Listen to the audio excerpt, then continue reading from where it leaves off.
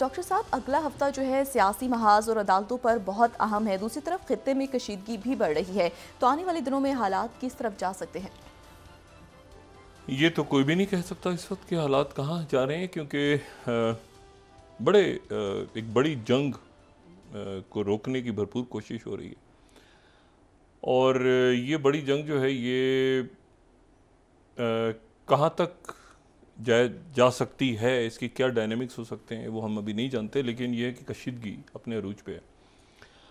और इसमें आज इतवार का रोज़ है, तो आज से 6 दिन के बाद यानी हफ्ते को नवाज शरीफ साहब ने पाकिस्तान आना है, जो उनका प्लान है जी।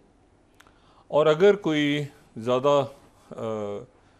गड़बड़ ना की गई तो आज 35 से 38 रुपये फ़ी लीटर पेट्रोल की कीमत कम हो जानी चाहिए। 14 रुपये डीजल की और पेट्रोल की कीमतें आज कम होनी चाहिए 35 से 38 रुपये तक। इस हफ्ते में मुकदमात लगे हैं बहुत सारे, और इसी हफ्ते में ये भी तय होगा कि ये जंग किस तरफ जाती है। अच्छा, ये जो कल हमने ये बात की थी कि गैर मामूली हालात हैं, तो इसलिए वो और तेज़ी के साथ खबरें आ रही हैं। तो कल ये हुआ कि सेक्रेटरी ब्लिंकन जो हैं वो अमेरिकन सेक्रेटरी ब्लिंकन से हम शुरू करते हैं। तो उन्होंने अपने दौरे का जो आगाज़ किया तो पहले वो इसराइल आए। इसराइल से फिर वो ये बात हुई कि फ़लस्तीनी अथॉरिटी में वो आएंगे और यहाँ पे महमूद अब्बास से मुलाकात करेंगे, सदर महमूद अब्बास से। लेकिन फिर उनकी मुलाकात जॉर्डन में शाह अब्दुल्ला से और महमूद अब्बास, सदर महमूद अब्बास से हुई।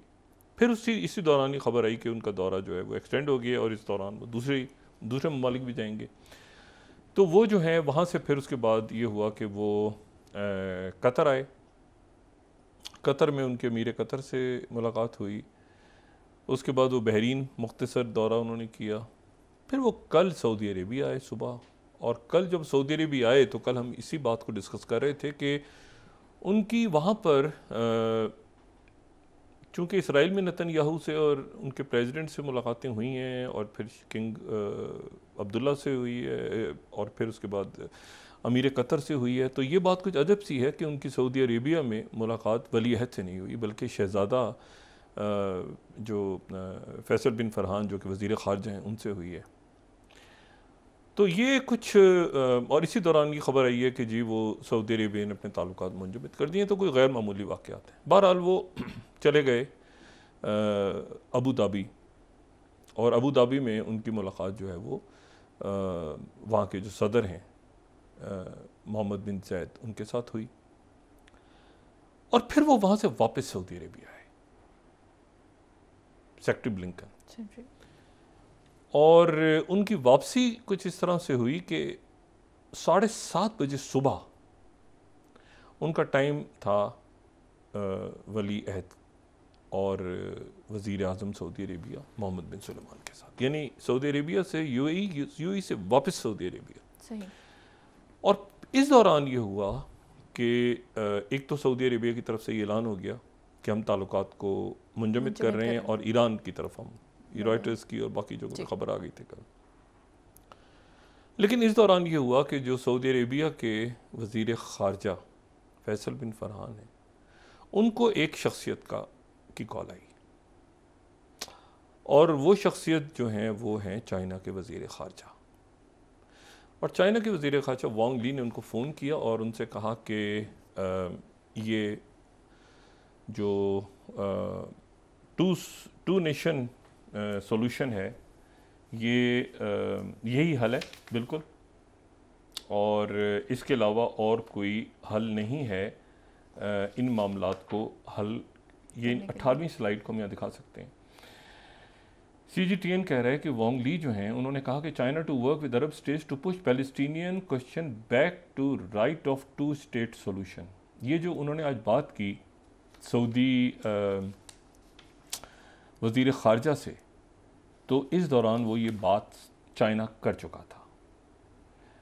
उसके बाद बहरहाल वापसी हुई सेक्रेटरी ब्लिंकन की, और कुछ देर पहले जो अलामिये जारी हुए हैं स्टेट डिपार्टमेंट के, 28वीं स्लाइड हम देखें तो यूएई के प्रेसिडेंट शेख मोहम्मद बिन जायद अल नहयान से मुलाकात हुई है। फिर उसके बाद वो ये भी बता रहे हैं हमें कि एक और स्लाइड में वो ये भी बता रहे हैं कि क्राउन प्रिंस से 30th स्लाइड जो है सेक्रेटरी ब्लिंकन की मुलाकात जो है वो प्राइम मिनिस्टर और क्राउन प्रिंस मोहम्मद बिन सुलेमान से भी हुई है। अब वो चले गए मिस्र। इस वक्त मिस्र में उनकी मुलाकात हो रही है सेक्रेटरी ब्लिंकन की प्रेसिडेंट सीसी से। सही। और कल या रात को दोबारा वो इसराइल आ रहे हैं, फिर दोबारा इसराइल आ रहे हैं जी। और वो अच्छा, ये तो सेक्रेटरी ब्लिंकन की मसरूफियात है। सही। पूरी पूरी कोशिश हो रही है सफारती तौर पे कि इसको मामले को किसी तरह से निपटाया जाए, हल किया जाए।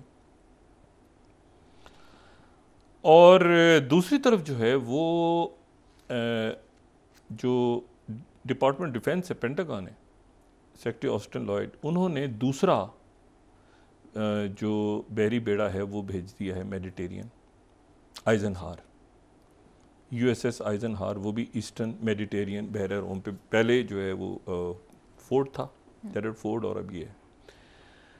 और एक बड़ी गैर मामूली सी, ये मेरा ख्याल है कि कम इस तरह से मैंने देखा है हंगामी हालात में इस तरह से कोई अगर आती है कोई ख़बर तो, लेकिन बड़ा कम इस तरह से हुआ है कि जो 15वीं स्लाइड है, यूएस एम्बेसी जो इसराइल में है, इसराइल में वो ये कह रही है, सिक्योरिटी अलर्ट, वो कह रही है कि 16 अक्टूबर, सब्जेक्ट क्या है, कल 16 अक्टूबर 2023 को लोकेशन सारे सिटीजन्स ने, सारे जो डिप्लोमेट्स हैं, सब लोगों ने कहाँ पहुँचना है, हैफा की बंदरगाह पे। इवेंट क्या है, US government is assisting US nationals and their immediate family members with a valid travel document to depart Haifa sea. बंदरगाह के रास्ते तमाम अमरीकी शहरी छोड़ेंगे इसराइल को। बोर्डिंग जो है वो 8 बजे सुबह शुरू होगी local time. US citizen must arrive at Haifa port passenger terminal no later than 9 local time. सही।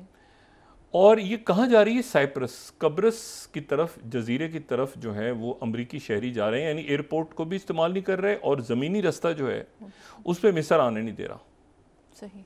मिस्र उस तरफ जाने नहीं दे रहा, इधर ओमान। तो अब ये जो रास्ता, जिस रास्ते से अमरीकी डिप्लोमेट्स निकल रहे हैं तल अवीव से या जेरूशलम के कौंसिल, वो समंदर का रास्ता है, ज़मीनी समंदर। हैफा से फिर आप थोड़ा दूर जाएं तो ये आपको साइप्रस, कब्रस की कब्रस का जजीरा नज़र आएगा, और उस जजीरे से फिर बाय एयर दूसरे मुल्कों तक ट्रैवलिंग होगी। तो ये सूरत हाल है इस वक्त, सारे रास्ते ब्लॉक हैं, सिर्फ पानी का रास्ता खुला हुआ है।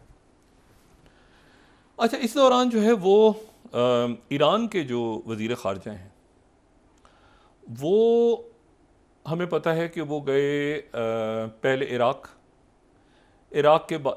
यहाँ जाने से पहले सबसे पहले तो बात हुई सदर इब्राहिम रईसी की और सऊदी वली अहद और वज़ीर आज़म की, इस जैसे ही ये वाक़या हुआ 7 अक्टूबर को। उसके बाद जो ईरान के वज़ीर ख़ारजा हैं, उन्होंने अपना दौरा शुरू किया। तो दौरा उनका स्टार्ट हुआ, वो गए सबसे पहले तो इराक के बाद वो उन्होंने सीरिया जाना था, लेकिन वो हलब के ऊपर और दमिश्क के ऊपर, वो बात पहले कह चुका हूँ। तो वो बैरूत गए। बैरूत में उनकी मुलाकात जो है वो हुई सैयद हसन नसरुल्लाह से और वहाँ के जो वज़ीर आज़म हैं और वहाँ के जो बाकी लोग। लेकिन उनकी मुलाकात एक और शख्सियत से हुई, और वो हैं जो बड़े एक नॉर्वे के डिप्लोमेट हैं, जो अब अक़वाम मुत्तहिदा के नुमाइंदे हैं, तौर वेनिसांग करके नाम है उनका। सही। ये नॉर्वे के सफ़ीर रहे हैं लीबिया में और मिस्र में, और फ़लस्तीनी अथॉरिटी में नॉर्वे के नुमाइंदे भी रहे हैं, और अक़वाम मुत्तहिदा के अब नुमाइंदे हैं मशरिक़ वस्ता में।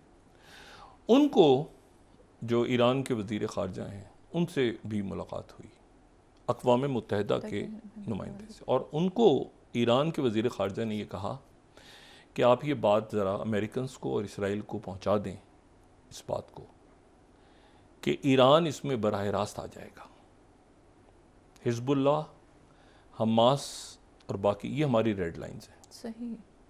और हमारे जो पासदारान हैं वो शाम में और इराक़ में मुख्तलिफ़ पोजीशन संभाल रहे हैं। हमारी रेड लाइंस हैं, अगर गज़ा के अंदर इसराइल की फ़ौज, ये हिजबुल्लाह की बात नहीं कर रहा मैं बात, ये उन्होंने कहा कि मैं हिजबुल्लाह की बात भी नहीं कर रहे, ना हम बात कर रहे हैं हमास की, ये हम बात कर रहे हैं ईरान की। ईरान इस जंग का बाकायदा एज अ मुल्क हिस्सा बन जाएगा।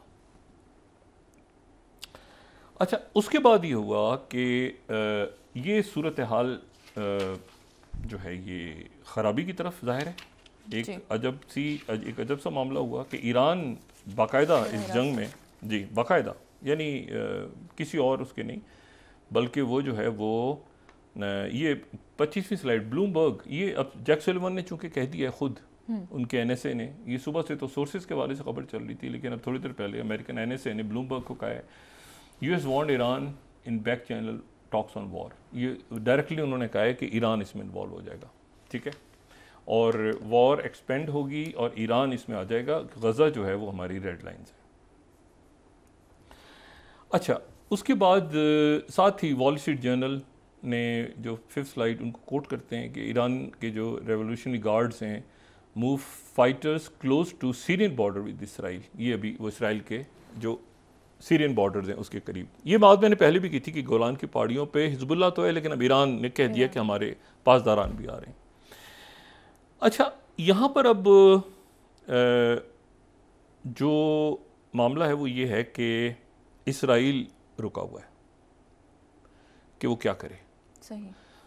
और कई मगरबी ममालिक के दारुल हुकूमत जो हैं, उनके जो कैपिटल्स हैं, उन्होंने इसराइल के साथ अपने राब्ते महदूद करने का फ़ैसला किया है। अच्छा, अब ये भी ख़बर बड़ी यानी ये एक ऐसी ख़बर है जो एक बड़ी और भारी ख़बर है, तो इसीलिए इसको हम 29 स्लाइड पे वाशिंगटन फाइनेंशियल टाइम्स के हवाले करते हैं इस खबर को। 29 स्लाइड, वेस्टर्न कैपिटल अर्ज restraint in private discussion with Israel. Israel के साथ बात करते हुए कि आगे हालात किस तरफ जा रहे हैं किसी को नहीं पता, तो बेहतर है कि जो मगरबी दारुल हुकूमतें हैं वो अब इसराइल के साथ प्राइवेटली भी बात नहीं कर रहे कि हालात किस तरफ जा रहे हैं।